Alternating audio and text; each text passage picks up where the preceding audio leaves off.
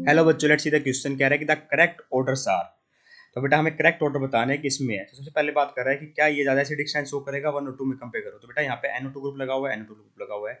पर एक चीज ध्यान से सोचिए बेटा, करेक्ट ऑर्डर्स पूछा गया हमसे ना, कौन सा करेक्ट ऑर्डर शो करेगा। तो एसिडिक स्ट्रेंथ की बात कर रहा है, तो एसिडिक स्ट्रेंथ हम कैसे देखते हैं बेटा, कंजुगेट बेस शो करके देखते हैं।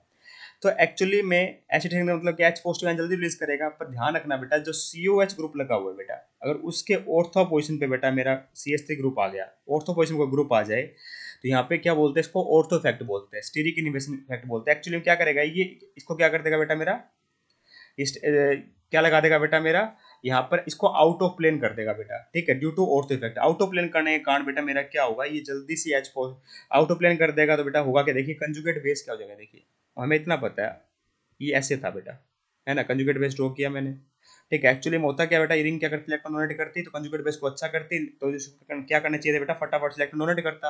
अगर कंजुगेट बेस ज़्यादा अच्छा होता है तो बेटा मेरा एसिड क्या होता है, वीक होता है। पर यहाँ पे जैसे ये ग्रुप लगता है बेटा, मान लीजिए कोई ग्रुप लग गया, यहाँ दो दो साइड लगे हुए हैं, ये क्या कर देते हैं बेटा मेरे, ये इसको आउट ऑफ प्लेन कर देंगे बेटा, ड्यू टू ऑर्थो इफेक्ट। इसको बोलते हैं बेटा स्टेरिक इनहिबिशन रेजोनेंस। ठीक, आउट ऑफ प्लेन करने कारण बेटा ये रेजोनेंस कर नहीं पाएगा, क्योंकि सेम प्लेन में रहेंगे नहीं।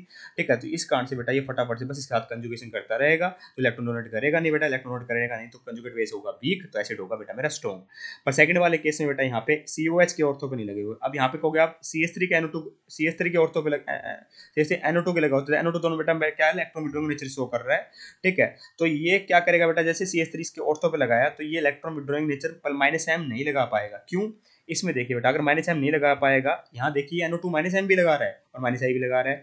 पर सेकंड वाले केस में क्या होगा बेटा, देखो एक तो ये बात होगी कि COH हमारा नेगेटिव लगाया बेटा मैंने इस तरीके से, और जैसे ही आप CH3 लगा दोगे बेटा यहाँ पर, तो मेरा NO2 भी आउट ऑफ प्लेन हो जाएगा। अगर NO2 आउट ऑफ प्लेन हो गया बेटा, इस तरीके से होता है, तो ये इलेक्ट्रॉन खींच नहीं पाएगा, -M इफेक्ट लगा नहीं पाएगा, क्योंकि आउट ऑफ प्लेन हो गया है, तो रेजोनेंस हो नहीं पाएगी।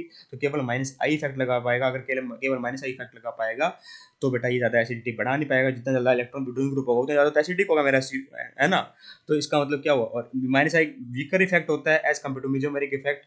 ठीक है, तो इसका मतलब मैं क्या कहूँगा बेटा, कि 1 वाला ज़्यादा एसिडिक है एज कम्पेयर टू सेकंड वाला, ड्यू टू ऑर्थो इफेक्ट। और दूसरे केस में क्या हुआ बेटा, NO2 का आउट ऑफ प्लेन कर दिया, तो -M भी नहीं लगा पा रहा है। तो पहले वाले केस में -M भी लग रहा है, -I भी लग रहा है NO2 का, और साथ में ऑर्थो इफेक्ट भी लग रहा है। सेकंड केस में ना तो ऑर्थो इफेक्ट लग रहा है बेटा, और इवन दो जो NO2 इलेक्ट्रॉन विड्रॉइंग ग्रुप लगता था, जो कंजुगेट बेस को वीक करता बेटा, वो भी मेरा -M इफेक्ट नहीं लगा पा रहा है, केवल -I लग पा रहा है, क्योंकि हमारा रेजोनेंस हो नहीं पाएगी, आउट ऑफ प्लेन हो गया है। तो इसका मतलब मैं क्या कहूँगा बेटा, ऑप्शन नंबर 1 परफेक्टली करेक्ट है।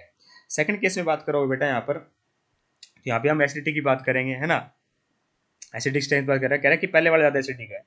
तो देखिए बेटा, जहाँ COH, देखिए OH same, NO2 same, NO2 same, NO2 same, NO2 same, COH है, तो हमें पता है कि C डबल बॉन्ड OH बेटा ज़्यादा strong electron withdrawing effect show करता है एज कम्पेयर टू NO2। ठीक है, और जो COH है बेटा, इसका H पॉजिटिव आयन जाएगा यहाँ पर। ठीक है, और इसके केस में क्या होगा बेटा, इसका H पॉजिटिव आयन बाहर जाएगा। ठीक है, तो COH क्या है बेटा, मेरा NO2 ग्रुप लग गया है, तो वैसे ही आउट ऑफ प्लेन हो गया, वो पहला वाला कंसेप्ट समझ आएगी आपको।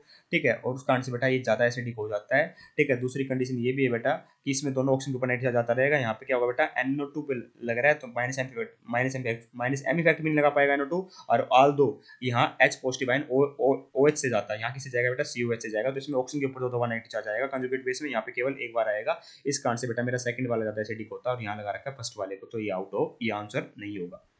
थर्ड में कह रहा है बेसिक स्ट्रेंथ। बेसिक स्ट्रेंथ अच्छी किसकी होती है बेटा, जो जल्दी इलेक्ट्रॉन डोनेट कर पाए, है ना। तो यहाँ पे देखिए बेटा, NO2 क्या लगा रहा है, -M इफेक्ट लगा रहा है, और -I भी लगा रहा है। -M इफेक्ट डोमिनेटिंग होगा, डिलोकुलेशन होती है पाई इलेक्ट्रॉन्स की, तो ये इलेक्ट्रॉन डोनेट करने नहीं देगा। अगर इलेक्ट्रॉन डोनेट करने नहीं देगा बेटा, तो ये हो जाएगा कम बेसिक। पर इसके सेकंड पार्ट में देखिए बेटा, ये क्या लगा रहा है, -I इफेक्ट लगा रहा है।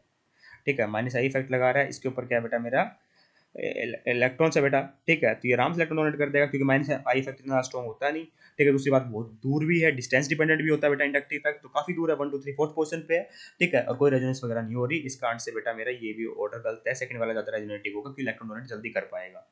ठीक है, फोर्थ देखिए बेटा, बॉइलिंग पॉइंट की बात कर रहा है, तो ये भी इनकरेक्ट है। एक्चुअली में यहाँ पे क्या होता है बेटा, बॉइलिंग पॉइंट ज्यादा किसका होता है, हमारा बॉइलिंग पॉइंट। देखिए इसमें क्या है, ये इंट्रामोलिकुलर हाइड्रोजन बॉन्डिंग करता है, जो ऑर्थो नाइट्रो लगाया हुआ है इसमें क्या करता है बेटा, इंट्रामोलिकुलर हाइड्रोजन बॉन्डिंग,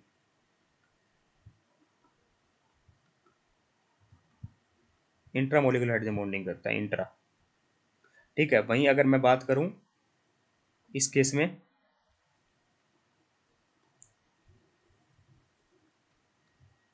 मेटा वाले केस में क्या होगी बेटा, इंटरमोलिकुलर हाइड्रोजन बॉन्डिंग होगी, तो बॉन्ड स्ट्रेंथ ज़्यादा बढ़ती है।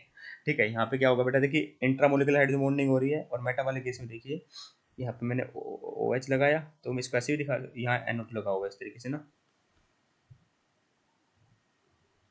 तो ये क्या करेगा बेटा, इस तरीके से इंट्रामोलिकुलर हाइड्रोजन बॉन्डिंग के लिए यहाँ पे एक OH इसकी लगा दूँ, दूसरा NO2 यहाँ लगा देता हूँ, है ना। एक ही बात है बेटा, वो है तो मेटा भी, तो ये इस तरीके से हाइड्रोजन बॉन्डिंग कर लेता है बेटा यहाँ पर।